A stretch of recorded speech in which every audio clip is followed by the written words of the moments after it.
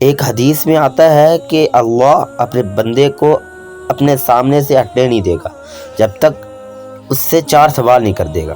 آپ دیکھیے، میں دیکھوں کیا ہم ان سوالوں کے جواب دینے کے لیے اپنے آپ کو تیار کر رہے ہیں۔ پہلی چیز، اللہ پوچھے گا عمر کہاں گزاری۔ دوسرا سوال، اللہ تعالی علم کے بارے میں پوچھے گا، جو پڑھا تھا بتا، عمل کہاں تک کیا۔ تیسری بات، اللہ پوچھے گا مال کمایا کیسے اور مجھے بتا مال خرچ کہاں کیا۔ جوانی کے بارے میں پوچھا جائے گا، تیری جوانی کے خوبصورت دن کہاں گزرے۔ حضرت عمر فاروق رضی اللہ تعالی عنہ نکلے عید کا خطبہ دینے کے لیے، تو بیوی سے کہنے لگے جوتا، تو اس نے کہا اب اتنی دفعہ ٹوٹا ہے اب گانٹھا نہیں جا سکتا، کتنی دفعہ ٹوٹا ہے کہ اب دوبارہ پیوند نہیں لگ سکتے۔ تو حضرت عمر کہنے لگے چل اس کا کوئی حل نکالتے ہیں، بغیر جوتے کے ننگے پیر ہی چلتے ہیں، کوئی حرج نہیں۔ تو کہنے لگے لوگ کیا کہیں گے؟ فرمایا چپ کر، لوگ جس دن عمر نے یہ دیکھ لیا نا کہ لوگوں نے اس کے بارے میں کیا کہتے ہیں، لوگ اس کے بارے میں کیا کہتے ہیں، تو اس دن عمر نہیں رہے گا۔ تو کہا پھر آپ کا نظریہ کیا ہے؟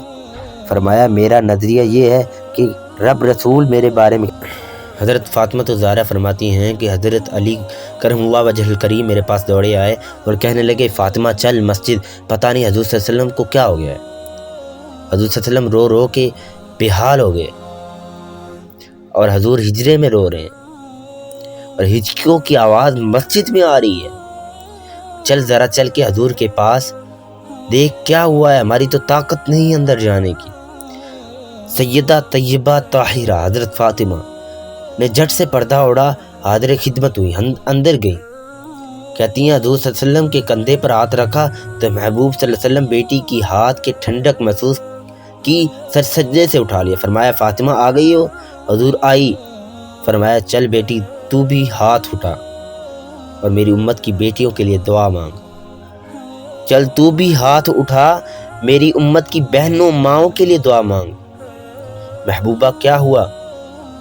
میرے حبیب نے فرمایا رات مجھے دکھایا گیا ہے، دوزخ میں کچھ بیبیاں ہیں، ان کے بال فرشتوں نے باندھے ہوئے ہیں اور انہیں کرز مار رہے ہیں، وہ چیختی چلاتی ہیں اور مدد کے لیے پکارتی ہیں اور بڑی تکلیف میں ہیں۔